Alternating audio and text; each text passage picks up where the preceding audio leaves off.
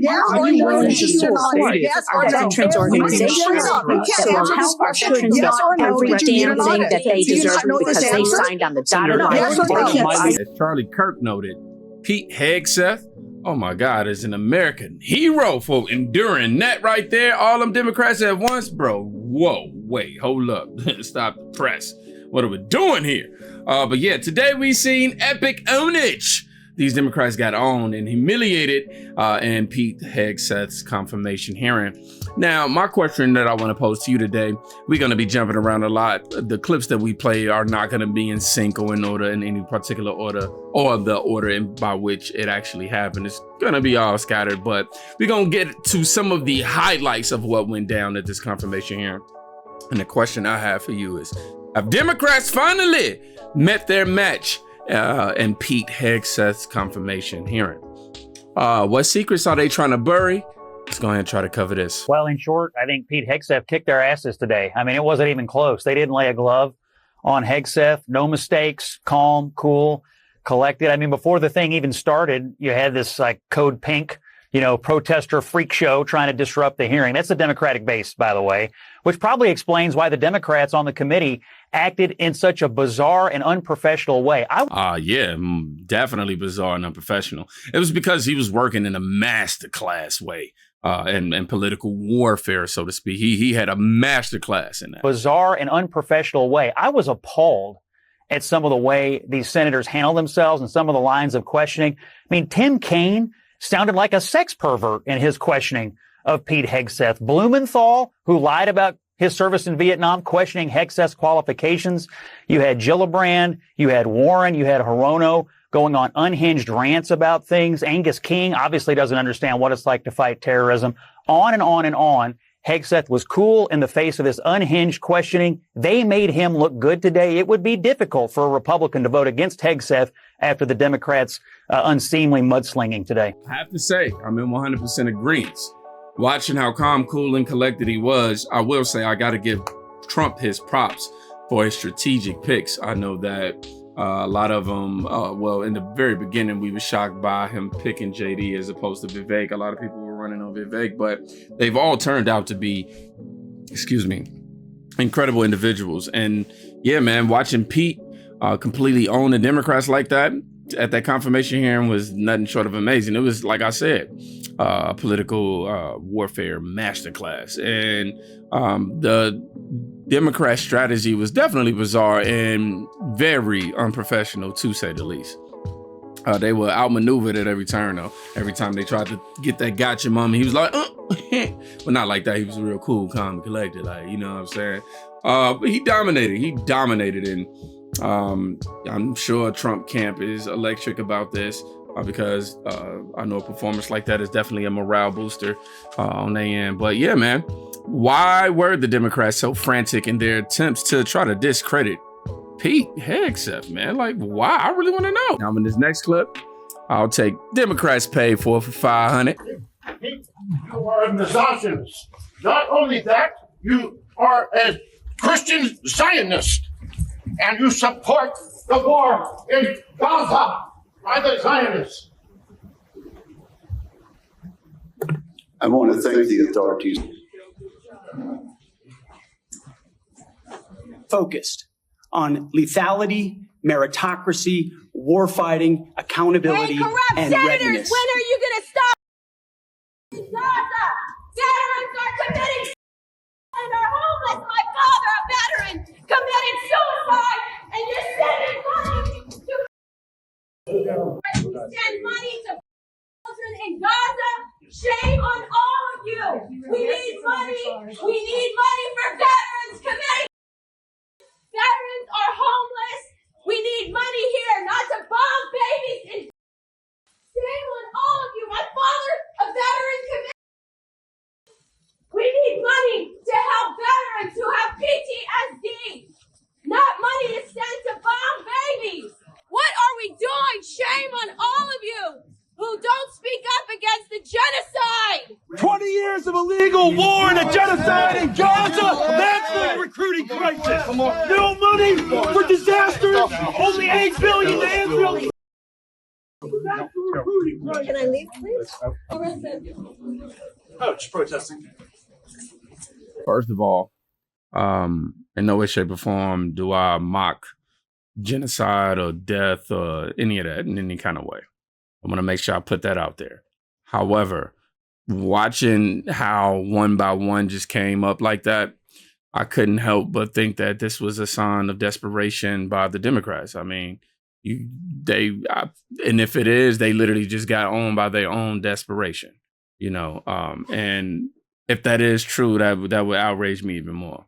The attempt to try to own Pete has backfired tremendously. And it makes you wonder, if that is true, who's orchestrating the scheme to own Hegseth, honestly, and what are they hiding? You got to ask those questions. But the next question I'm going to ask you is, for this next clip, Tammy Duckworth had a meltdown. Senator Tammy Duckworth, man, the tension was high, but Hegseth, you know, he owned the moment, leaving her strategy in ruins for sure. So the question I posed before we watch it is, what triggered Duckworth's emotional outburst when she realized she couldn't own Hegseth? Thank you, Mr. Chairman. And also, Secretary Mattis had to have this waiver as well. Mr. Hegseth, this hearing is about whether you are qualified to be Secretary of Defense. And one of the qualifications, to answer my colleague's question, is to actually win the votes of every member of this committee and to be confirmed by the United States Senate. By the body language, you can already tell her intentions is not that of something neutral. She's decided. Yeah, I can tell just by the neck moving, you know, she ducking and dodging, finna get ready to throw the 1-2, you know what I'm saying? Like, And you need to convince us that you're worthy of that vote, because the people of the state of Illinois voted for me to be their senator so that I could cast that vote when it comes to picking who is going to be the next Secretary of Defense. This hearing now seems to be a hearing about whether or not women are qualified to serve in combat, and not about whether or not you are qualified to be Secretary of Defense. And let me just say that the American people need a SecDef who's ready to lead on day one. You are not that person. Our adversaries watch closely during time. There goes the body already. You are not that person. Okay, cool. She just let us know how she felt already, right? So that should already give you insight into how she's trying to frame this question. She's trying to get that gotcha. Of transition. And any sense that the Department of Defense that keeps us safe is being steered by someone who's wholly unprepared for the job puts America at risk. And I am not willing to do that. With that in mind, Mr. Hegseth, I want you to try to explain to the American people, this committee, who have to vote for you, and to our troops who are deployed around the world, why you are qualified to lead the Department of Defense. We already know that you've only led the largest, a 200-person organization. We already know that you so badly mangled a budget that after you left, they had to bring in a forensic accountant to figure out what went wrong. And that the largest budget you ever managed was about $18 billion. You know, that is about 51,560 times lower than the Department of Defense budget of $825 billion. $16 million is 51,568 times smaller than the defense budget. Please describe to me, Mr. Hegseth, you talk about DOD passing an audit. Please describe to me a time or an organization that you led underwent an audit. Wow, bro. Oh my gosh. 2 minutes of just no dieting right now, but word salad. I mean, dog. Because you say you're going to hire smarter people than you to run this audit. I'm not asking you to be an accountant. I want you to be able to tell me what kind of guidance will be given to those employees, what will happen whether or not you pass that audit. Have you led an audit of any organization? Yes or no? I don't want a long answer. Yes or no? Have you led an audit of any organization of which you were in charge? Senator, in both of the organizations I ran, we were always completely fiscally responsible. Yes or no, did you lead an audit? And the way yes or no, did you lead an audit? Stated, yes or no? What are you afraid of? You can't answer this question. Yes or no, did you lead an audit? Do you not know this answer? Senator, every part of my leadership of these organizations has been misrepresented. I will take that as a no. What were the findings? So there were no findings because you've never led an audit. What guidance did you give the auditors? Oh my gosh, shut it up. I don't know much about Miss Duckworth personally, but I wanted to say what somebody who seems to know about her personally had to say. I even tweeted her directly by saying, "You're a disgrace. You sit there and attempt to discredit someone by hiding him holding him to a standard that you yourself couldn't meet. You have never led an audit, and you failed it if you tried. The fact that the DOD has failed every audit, was they trying to say DOJ? DOD? Somebody please let me understand the difference. Has failed every audit, and audit it's had since the late 90s. So for you to attempt to hold Hegseth to a standard that no Secretary of Defense has been able to do in 25 years is ridiculous. You are rude, and I can't say the other word. They also added disgrace to the uniform you used to wear and every disabled veteran in the country. Oh, wow. So she was a veteran at one point? I don't know. Makes me wonder now if that is true. I don't know. I'm just putting the dots together. This is me discovering all this at once. I don't know all these people. But if that is true, it makes that second clip with those veterans acting out the way they did a little more, But I meltdown, ultimately, she tried to set a trap for Hegseth, but it ended up being a trap of her own, honestly. She really expected that gotcha moment, but it didn't work out. It wasn't, it wasn't just about policy. It was personal for her. You can tell by the way she was, but I don't know what she was trying to achieve by trying to own him to any capacity. But we have Pete Hegseth. He shut down Mazie, Hirono. I'm not sure who this guy is, but what was Hirono's endgame with her failed attempt to own Hegseth?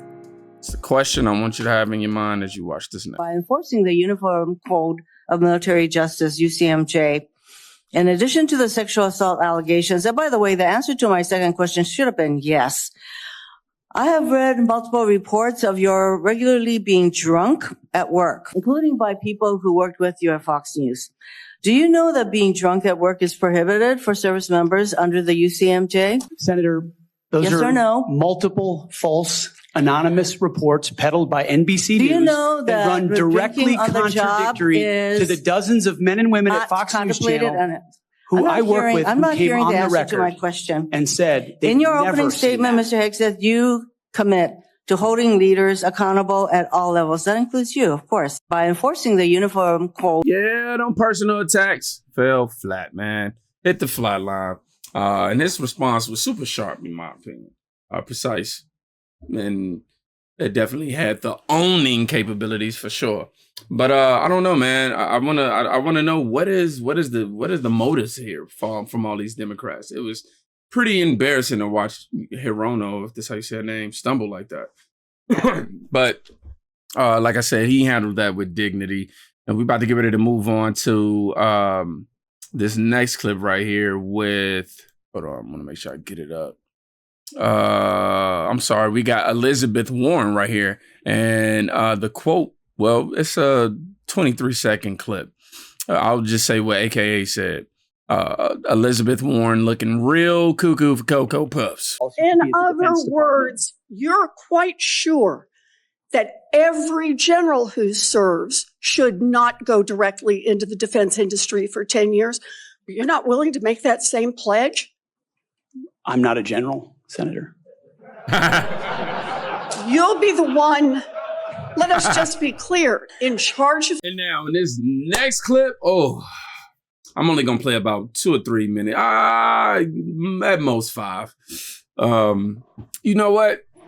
I might just let it play all the way through. I genuinely just might let it play all the way through. I'm going to get off the screen and just let y'all be able to watch it all the way through. I want y'all to see Senator Mark Wayne Mullen. I'm just now being introduced to him today, just as I am with all these other ones as well. But this guy called out the liberal hypocrisy against Hegseth, and he couldn't have owned the Democrats any better, bro. Any more thoroughly. Nobody could have done it more thorough than this. His frustration is clear, and he's seen enough of the Democrats attempting to try to own Hegseth in this situation, and he's going to hold them accountable and tell them about their own double standards, bro. What is the real agenda behind the relentless liberal attacks, and why are they getting owned so badly? I'd like to submit for the record signatures by 32 members of the House of Representatives who are veterans. The signatures call on the Senate to honor the constitutional duty of advising and consent by conducting a fair, thorough confirmation process that evaluates his nomination solely on the substance and merits. His distinguished military service, academic credentials, and a bold vision for revitalizing the national defense. I ask unanimous consent to enter into the record. Without objection. There's a lot of talk going about talking about qualifications and then about us hiring him if we are the board. But there's a lot of senators here I wouldn't have on my board because there is no qualifications except your age, and you got to be living in the state and you're a citizen of the United States to be a senator. Other than the fact we got to convince a lot of people to vote for us. And then when we start talking about qualifications, for if you're qualified for it. Could the chairman tell me what the qualifications are for the Secretary of Defense? Mr. Chairman, could you tell me what the qualifications are for the Secretary of Defense? I'd be happy I'll read it for you to do that. Yeah. Let me read it for you because I Googled I was getting some advice from my second in command. Yeah, but I'm just making a point because there's a lot about qualifications, and I think it's so hypocritical of senators, especially on the other side of the aisle, be talking about his qualifications, not being able to lead the secretary or be the Secretary of Defense, and yet your qualifications aren't any better. You guys aren't any more qualified to be the senator than I'm qualified to be the senator, except we're lucky enough to be here. But let me read you what the qualifications of the Secretary of Defense is, because I Googled it and went through a lot of different sites, and really it's hard to see. But in general, the U.S. Secretary of Defense position is filled by a civilian. That's it. If you have served in the U.S. Army Forces and have been in the service for, you have to be retired for at least 7 years, and Congress can weigh that. And then there's questions that the senator from Massachusetts brought up about serving on a board inside the military industry, and yet your own secretary that you all voted for, Secretary of Austin, we had to vote on a waiver because he stepped off the board of Raytheon. But I guess that's okay because that's a Democrat Secretary of Defense. But you so quickly forget about that. And then Senator Kaine, or I guess I better use the senator from Virginia, starts bringing up the fact that what if you showed up drunk to your job? How many senators have showed up drunk to vote at night?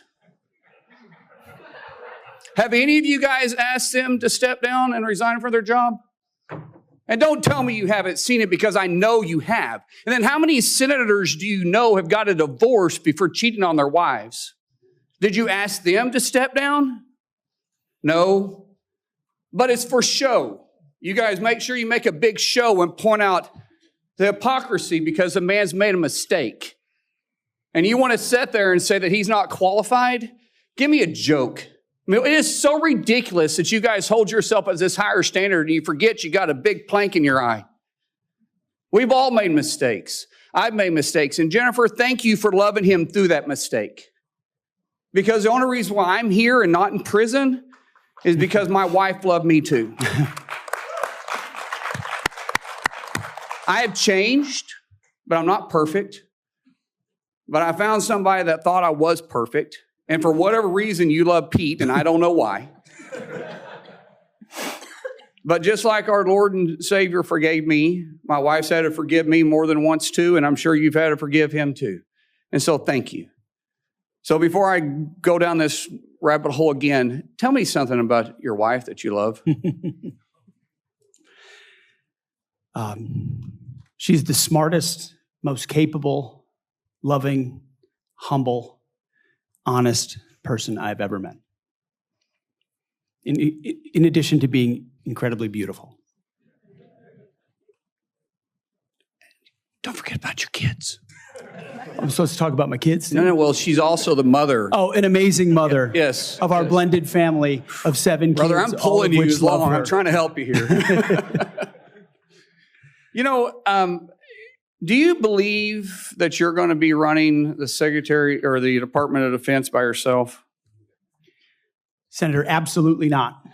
Just as President Trump is assembling his cabinet, I look forward and already am in the process of building one of the best possible teams you can imagine with decades and decades of experience outside of the Pentagon, driving innovation, and excellence, and also inside the building, knowing how to make it happen. Yes, sir. So, in your organizations that you did have the privilege of running, did you have a board that In both organizations, we had a board. Yes. Okay, and what did you do with that board? What kind of decisions did you make with them?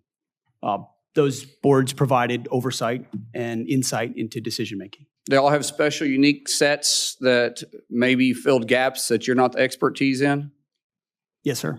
So do you believe you're capable of surrounding yourself with capable individuals that you're going to be able to run those same ideas by, and surround yourself with people that are smarter and better equipped in maybe areas that you don't necessarily carry those expertise with?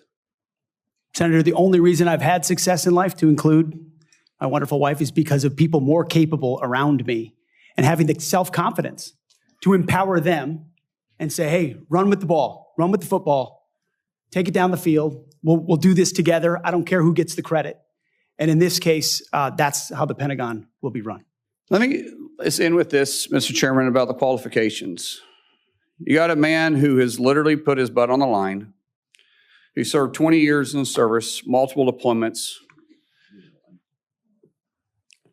has heard the bullets crack over the top of his head,